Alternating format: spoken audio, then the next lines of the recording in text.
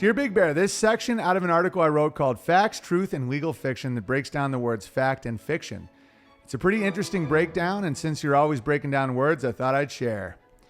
I thought it would be better to have the definition of legal fiction fresh in our minds as we break down the word facts, which we're going to do right now, and then we'll get into examples of legal fiction, and a new perspective should start to open up. Legal fiction, an assertion accepted as true, though probably fictitious, to achieve a particular goal in a legal matter. Quote unquote, one must remember that land ownership is ultimately simply a legal fiction. Yeah, dude. A quick internet search for best definition of fact gives me this copy and paste from dictionary.com. What is the best definition of fact? An event or thing known to have happened or existed. A truth verifiable from experience or observation. Right. Like the moon landing isn't a fact. Like I can't observe or experience it. Does anyone have a problem with this definition? Probably not, because that's the way most people use it, or at least they think they're using it most of the time. And there's nothing wrong with this definition, but was this always the definition? Also notice that piece of information is part of the definition, which to me implies that a fact is simply a detail of a story told that only has to be true to the story. Oh, I didn't see that little ending there. Oh yeah, that's another little caveat. As time goes on, the definition of words can change or evolve. Yeah, like homophobia doesn't mean you're scared of butt fucking. It means you don't like it. That's the way people use it. You know, I don't know. I mean, phobia means fear of, but it's not how people use it. So I like to look up the history of etymology of a word to see how it's been used. From etymonline.com, fact, 1530s. Action, a thing performed, anything done, a deed, good or evil, but in 16 to 17th century, commonly evil deed or crime. Whoa. Latin's factum, an event, occurrence, deed, achievement. In medieval Latin, also state, condition, circumstance. It looks like there's a big difference in the meaning of the word and how it has been used. Fact might be one of those magic words that has a common definition but is often used in other ways. That's why it's good to learn Latin. Is there a lingering inherent meaning to the word that contradicts the definition? Let's look at the root, which is fac, F-A-C. Comes from Latin, which means do or make.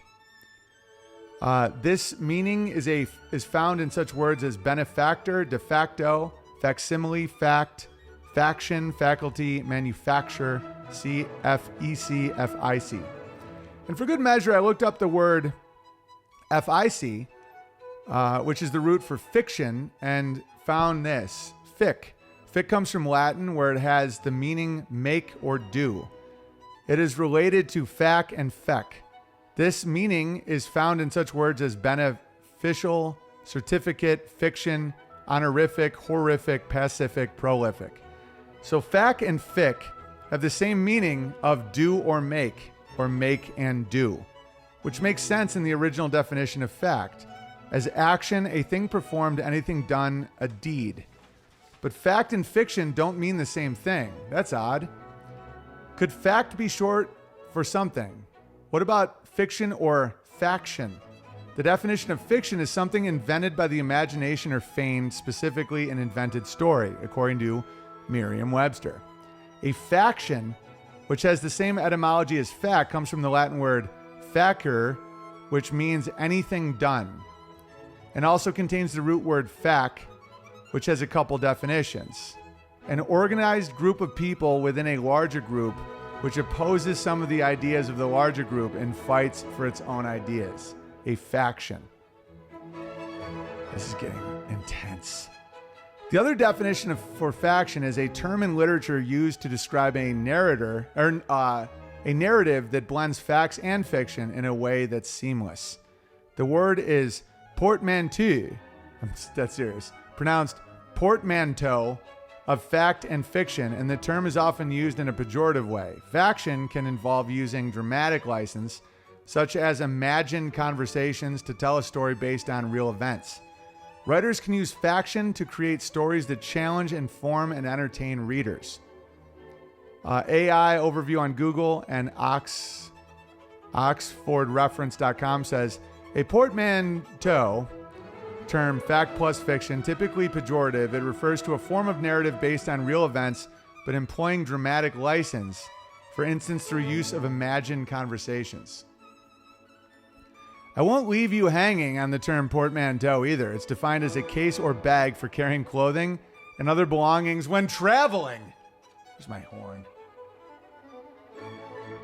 You can also use other definitions. A portmanteau is a word made by blending at least two words. But I don't see how that particular definition would be relevant here. I'm obviously joking.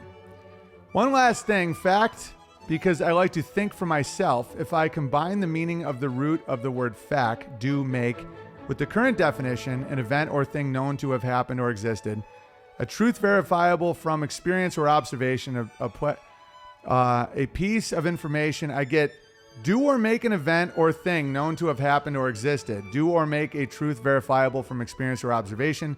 Do or make a piece of information. And that means that I would be creating a reality and the facts about the reality I created.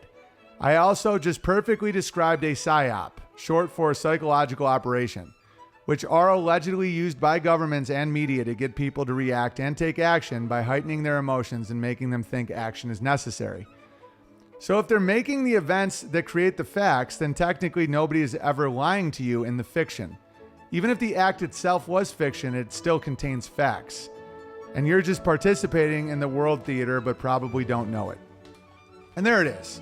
I hope that was a good breakdown for everyone, and I hope that perspective can help lower some victim consciousness and help people be a little less gay.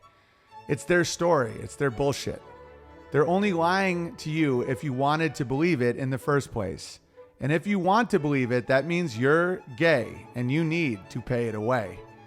You can either be the one writing the story and making the facts, or you could be the queer homosexual that's disappointed by the facts that he heard on the screen of despair. I think the choice is clear.